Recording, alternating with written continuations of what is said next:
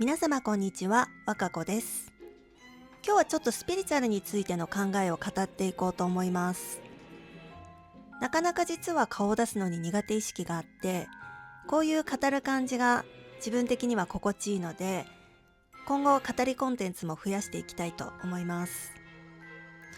で、スピリチュアルについてなんですが、これもうずっと思ってることなんですけど、ちょっと今回まとめてみました。スピリチュアルって聞いてどんなイメージが浮かびますか？怪しいとか、きな臭いとか、占いとか、パワーストーンとか、宇宙とのつながりとか、波動とかオーラとか、そういうイメージを持っている人結構多いんじゃないかなと思います。実は私も昔そうでした。本格的に天然石を取り扱う仕事を始めてから、石やイコールパワーストーンみたいな見られ方をされたくなくて、スピリチュアルという言葉に正直ずっと距離を置いていたし、むしろそっちに行きたくなくってずっと抵抗していました。そう思われたくなくって完全にファッション路線で行きたかったっていう気持ちが強いです。可愛いから選ぶとか、美しいから買うとか、そういうデザイン性に訴えていきたかったんですね。だから天然石パーツ屋をやっていた初期っていうのは、絶対に石の意味を書かないようにしていました。そこから少しずつお客様のニーズが増え始めて、この石はどういう意味があるんですかとか、こういう状況の時どういう石を身につけるのがおすすめですかとか、そうやって聞かれることが増えてきて、でもうこれは抗うのではなくって、スピリチュアルに傾倒していった方がお客様の需要に応えられるんじゃないかなと思い始めて、スピリチュアルを取り入れるんだったらもうそういったものを根本から調べていこうと思って、そして宗教とか民族学の文献を読んでいくようになりました。で、そうするうちに気づいたことがあって、それは日本人ってスピリチュアルという言葉の意味を根本的に勘違いしてるんじゃないかなっていうことです。で、今日はそのお話をしていきたいと思います。突然ですが、年末年始に初詣に行く人ってどれくらいいますか？日本人の約8割が初詣に行くというデータがあります。じゃあその人たちは全員スピリチュアルな人なんでしょうかって聞いたら、多分おそらくほとんどの人は違うと答えると思います。なんとなく行くとか、習慣だから、お願い事をするからっていう理由が多いんじゃないでしょうか。でも実は目に見えない存在に手を合わせて言葉を向ける、これがスピリチュアルな行為です。例えば初詣で神頼みをする、お葬式でお経を聞く、食事の前に手を合わせる、神社で安全祈願のお守りを買う、鳥居の前で一礼する、これって実は全部スピリチュアルです。つまり日本人のほぼ全員がすでにスピリチュアルな活動をしているっていうことになります。前にお仕事をお願いしていた方から、私はキリスト教なのでスピリチュアルな案件は受けられませんと断られたことがありまして、でもキリスト教って目に見えない神様を信じて祈りを捧げる宗教じゃないですか。で、これこそがスピリチュアルそのもので、その方はスピリチュアルを拒否しながらスピリチュアルを実践していたっていうことになります。これが日本でスピリチュアルっていう言葉がいかに誤解されているかを表している一番わかりやすい例じゃないかなと思います。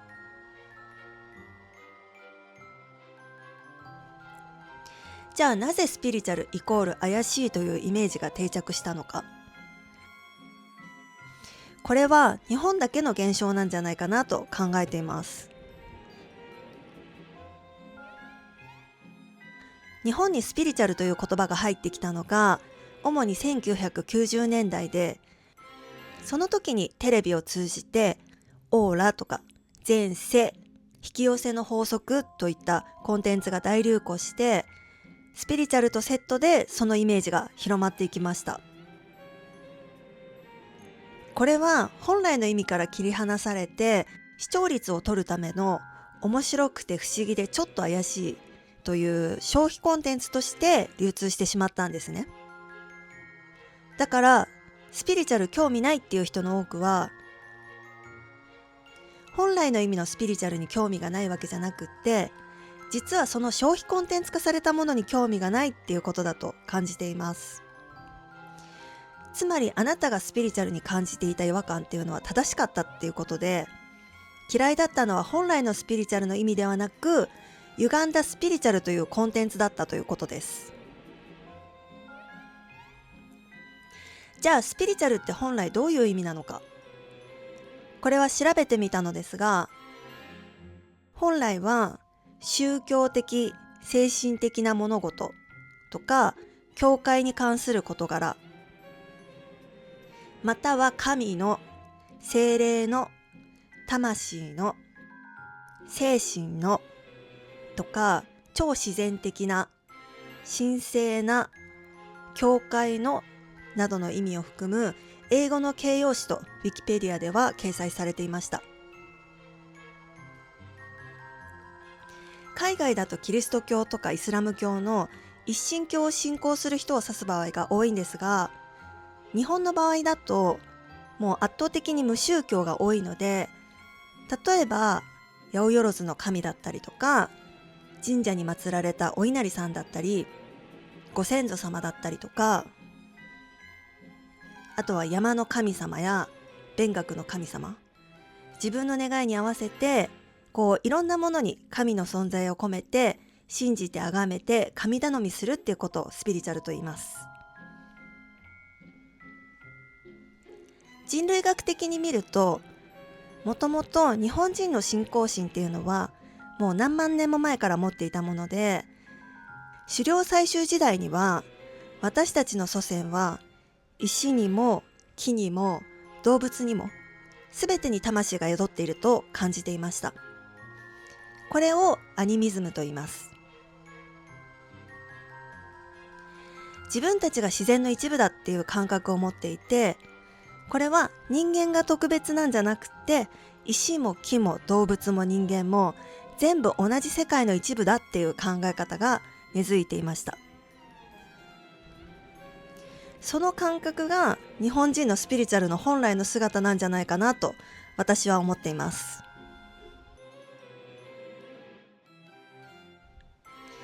日本人は約7割が自分は無宗教と答えていて、これは世界的に見てもかなり高い数字で、とても珍しいことです。一方で欧米は逆で、キリスト教とかイスラム教とか何らかの宗教に属しているっていうのが当たり前の文化だったりします。余談なんですが、欧米では今宗教離れが進んでいて、無神論が急増していると言われています。で、その受け皿として注目されているのがペイガニズムと呼ばれている考え方です。で、これはキリスト教が始まる以前のもともとヨーロッパにあった自然に神が宿るっていう信仰への回帰と言われていて、で、日本のアニミズムとか縄文的な感性と実は同じ方向を向いてるんじゃないかなと感じています。で、話を本題に戻すと、日本人が自分のことを無宗教と言いながらも、習慣として自然とか見えない存在に手を合わせるっていうのは、もう何万年も前から受け継がれてきたこのアミニズム的な感性っていうのが、今も自然と文化とか習慣とか体の中に残ってるからじゃないかなと思います。これって現代に関係ない話かっていうと全然そんなことなくって、なんか最近ずっと疲れ続けているとか、頑張っているのに心が満たされないっていう感覚、これって自分が自然から切り離されてしまっている感覚と似ているんじゃないかなと思っていて、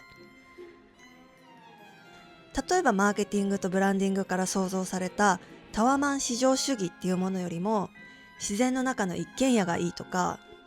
高級ブランド品よりも自分が心地よくって好きなアイテムを選ぶ。これは特にデジタルネイティブと呼ばれている Z 世代を筆頭に、そういう考え方が少しずつ広がってきていて、これは情報が溢れている情報化社会の中で行き着かれてしまった結果として、自分の個性とか価値を大切にした生き方に今後シフトしていくんじゃないかなというふうに感じます。で、そういう価値が少しずつ広がってるっていうのは、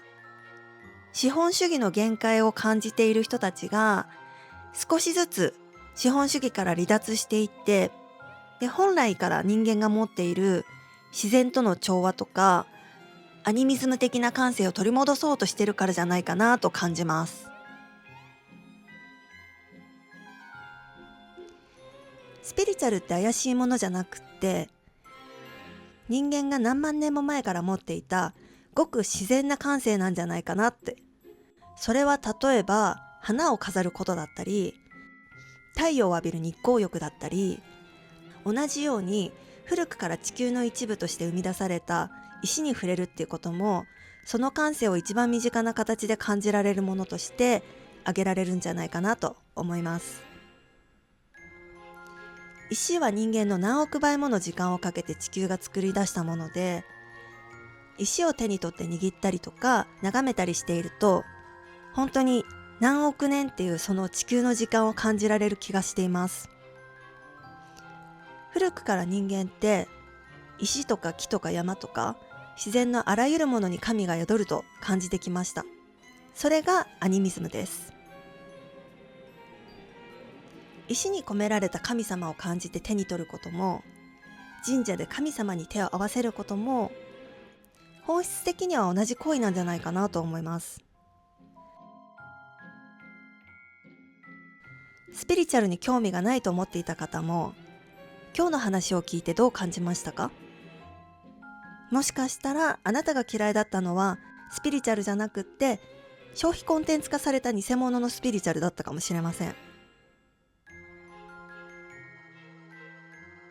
面白かったら高評価とチャンネル登録お願いします。また更新します。